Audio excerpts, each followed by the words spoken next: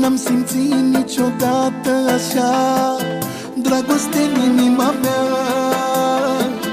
Doar dacă te uiți în ochii mei, simți puterea dragostei.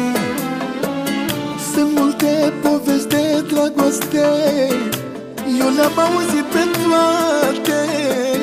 Nu știu care-i cea mai frumoasă, dar a noastră nu e o poveste, e adevărat, e minunat, ne iubim.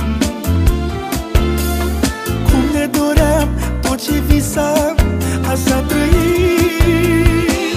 Cât de frumos a înflorit adânc în inimioara noastră dragostea cea mai curată, cea mai frumoasă. Nu e o poveste, e adevărat, e minunat, ne iubim. Cum ne doream și tot ce visam, așa trăim.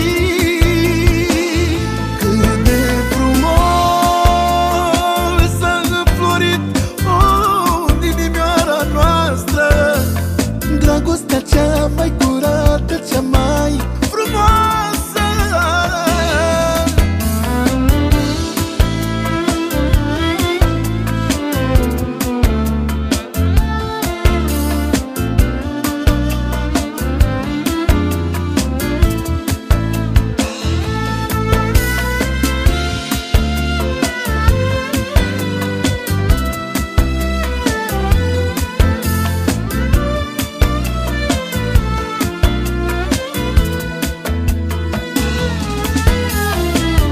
Viața ne-a pus de prea multe ori dragostea la încercări.